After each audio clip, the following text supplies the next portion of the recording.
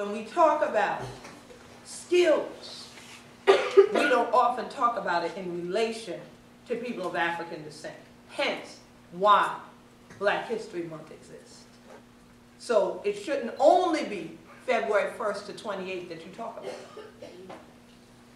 And so, in my community, we don't sit around talking a whole lot without working.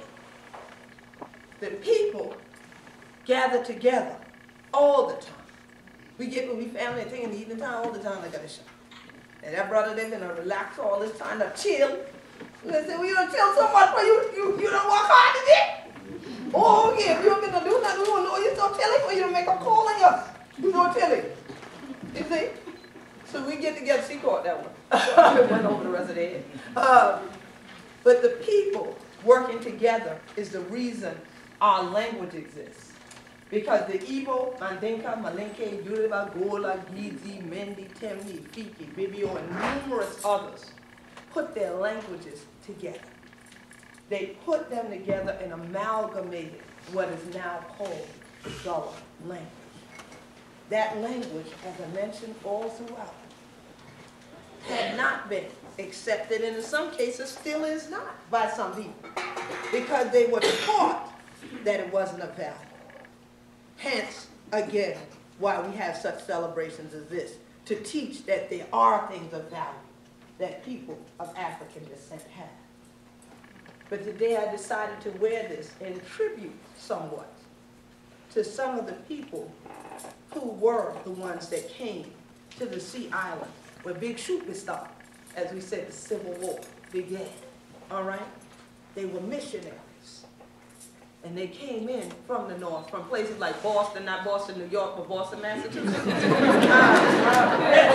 And they came and stated to people on the Sea Islands that they needed to learn how to speak English. That, excuse me, as many of you might say, proper English. But I go to England, darling, and trust that American English is not considered proper. All right? So that terminology, correct English, proper English, those things are subjective. All right? They're not objective in the least. Now you may say American English, which is a dialect of British English. All right? And when you get to England and you go town to town, you find other dialects of English throughout. All right? And if you get an opportunity, and you can go to YouTube, look for a British film called The Adventure of English. An American documentary was made called The Story of English, but when you go to the British documentary, The Adventure of English, it has a lot more detail, as far as I'm concerned, and a lot more truth even to what took place in terms of linguistics globally. And shows you how even in American English, there are numerous words that are African words. Many of them coming from the Gullah language into daily use in America. And so the missionaries, when they came, were part and parcel to what then led to dominoes of destruction for Gullah Geechees. Because the laughter was first and the corporal punishment was second. Until the 1980s, people were often issued corporal punishment if they spoke Gullah in school. Anybody else? Yes.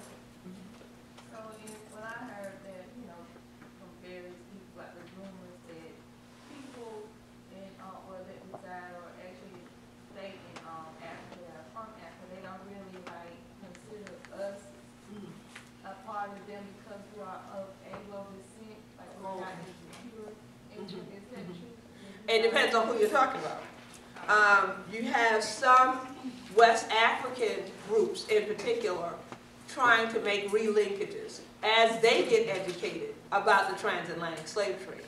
Many of them had no knowledge, just like in America, it's a complete whiteout to a lot of black history. The same thing happened in Africa because they were then told by Europeans, and missionaries came there and taught them too. So they taught them about Europe and the Queen and all of this, but didn't necessarily talk about transatlantic slave trade.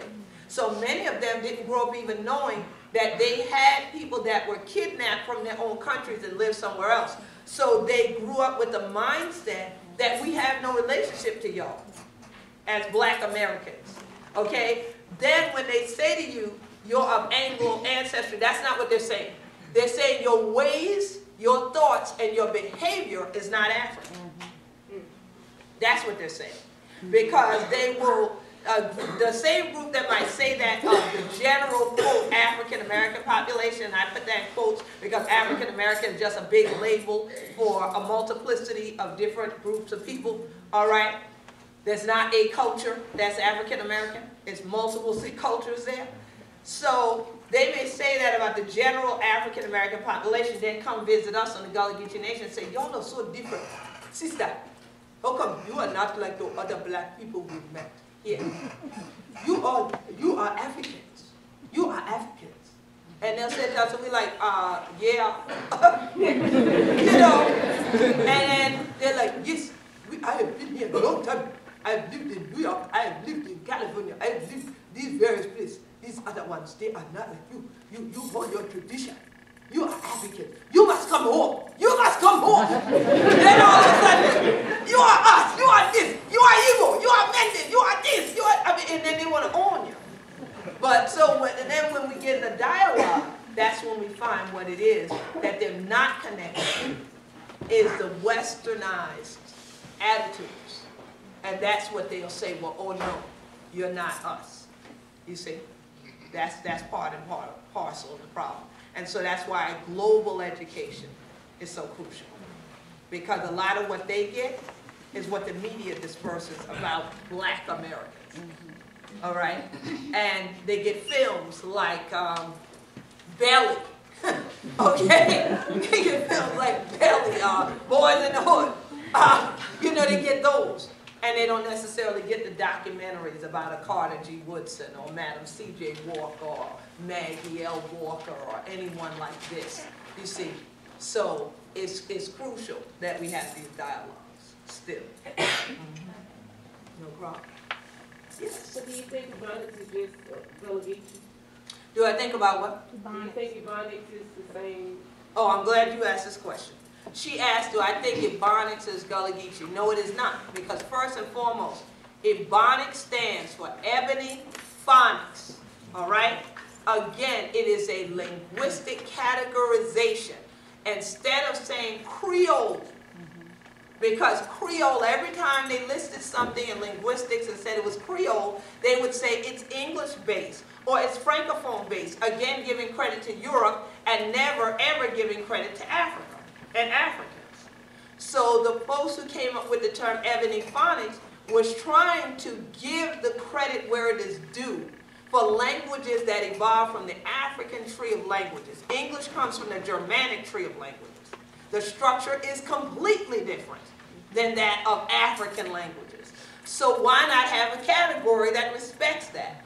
But when they put out Ebony Phonics as a term, they had done research about the Gullah language, and that was their crux of then from the Gullah language and descendants of Gullah Geechees going on to mainland areas, either by forced migration or their own migrations after the 30s with the Great Depression and industrialization and getting into urban centers like Chicago, you know, for instance, or Detroit.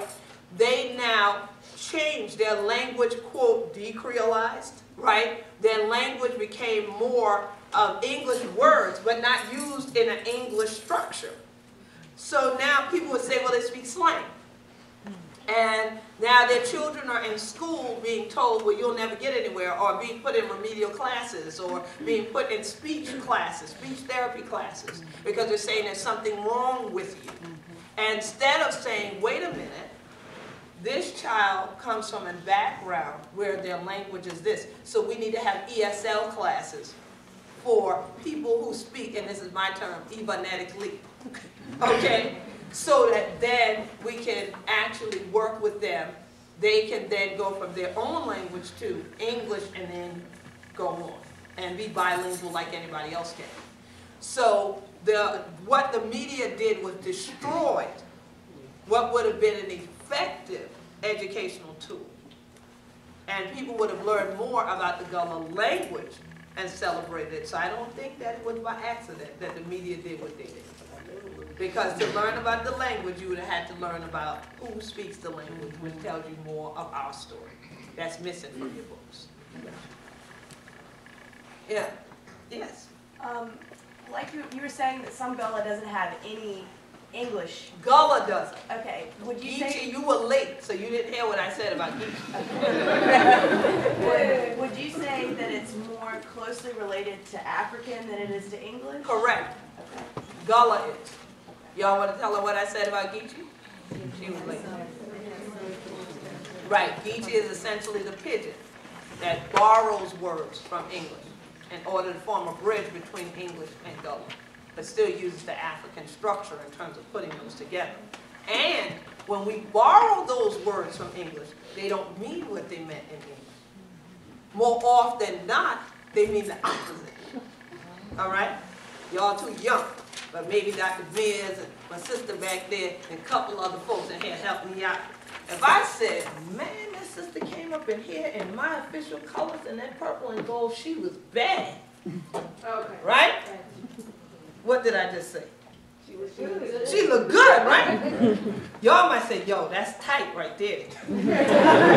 Right? So now, it didn't mean a negative thing bad in that case, but that's how we use the word. We said tight, I don't mean she came in here like this. All right? I meant she was, as we said years ago, fly. Right?